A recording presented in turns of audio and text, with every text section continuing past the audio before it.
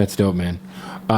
Is there anybody who's reached out about wanting to work with you recently where you're just like, damn, this is crazy. Like, this person knows who I am. They fuck with me. Like, yeah. It's been a lot. Some that I can't really speak on, but the ones that I can, I think they'd be all right with me sharing. Tory Lanez. Okay. He wants me to, be on his album. Great guy. Work on music together. He is a great guy. Listen, yeah. I would like to say Tory's a friend of mine. So, love Tory. I know him to be an amazing human being, despite what everyone would like to paint him as. Free Tory. Free Tory till it's up and it's stuck. No, Tory's great. Who else besides Tory? Kodak Black.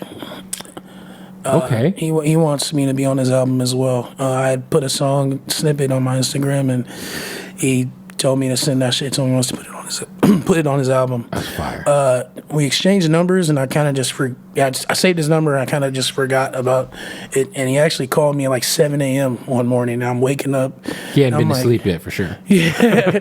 And I'm like, is this fucking Kodak Black? So I answer it. He's just like, like he's just screaming. He's just audibly, in the camera. I'm like, what's up, man? He's like, hey, man, hell yeah, man. I see you posted sad shit on Instagram. You got to tighten up.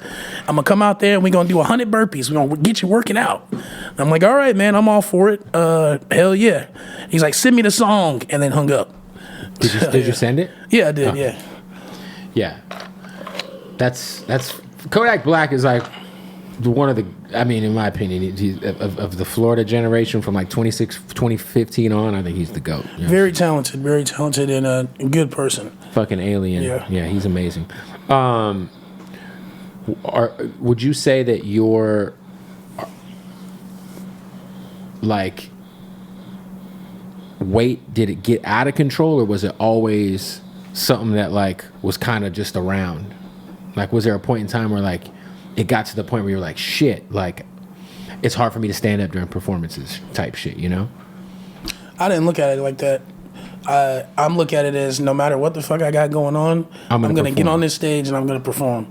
There was a point in time where I was making music, and in the comments they're like, this shit's hard, but how the fuck is he gonna perform? So I've found a way to perform, but I just brought a chair. Whenever I need to sit down, I sit down, and then the comments are like the oxygen tank, type shit, yeah. And then the comments niggas was like, they're just like, okay, come on, like he's sitting down, like what the fuck? Like first they said I couldn't, then I did, and they're like, oh come on, he's sitting down. There's no way that like, and that was just one performance. Baby Tron bought me out at his show, and I performed. Yeah. And then there was like, nobody's ever gonna want to see that again. Like nobody's ever gonna come see that. And then I get the Juice WRLD day. They're like, oh, he's sitting on the couch. Like, it's because he's at a show with other people. Nobody will ever pay to see that.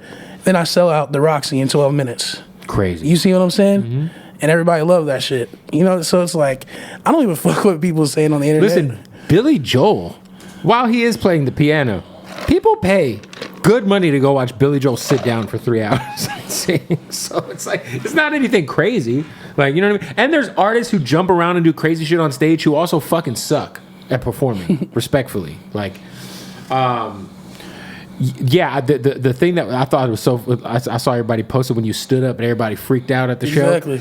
And it was like, hey man, that's dope that you have fans that are like, they're just like invested in that, in like you making progress as like a man too. You know what I'm saying? Like, hell yeah. And then what do people say after that? Oh, he set the bar so low that he's standing up. It's like, it don't matter, bro. I can drop 300 pounds. Niggas will find something to say after that. You know what I'm saying? So I don't give a fuck about that shit, bro. Yeah. I mean, look, man, there's some really, one of my closest friends in the world is Jelly Roll, and I've been friends with Jelly Roll since like 2013, 14. Yeah, his music is fire. Yeah, but he's lost 140 pounds since the start of his tour, but he also was a very big dude. You know what I'm saying? But like, you can't let that shit, get in the way. Like, but then there's, that's the only thing is like, you obviously got to get it together so you can be here. Yeah, you're right. Because you don't end up like Big Pun. Big Pun passed away, one of the greatest rappers of all time. He just couldn't get a hold of it. So I'm glad you got the right people around you. Exactly. That aren't offering you In-N-Out Burger during interviews. Nah. Are you still like pretty heavy on sipping lean and shit? Obviously, there's a double cup here. I don't know if that's for, props or not because you have a big song. But is that something that you're still... I don't know what's in your cup right now. It could be fucking soda, But is that something that, like, you have aspirations to not do in the future? Or is it, like, part of your brand? I don't know. It's under control. It's under control.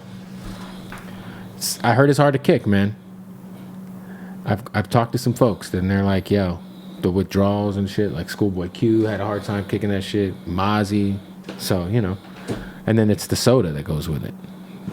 A lot of sugar, man.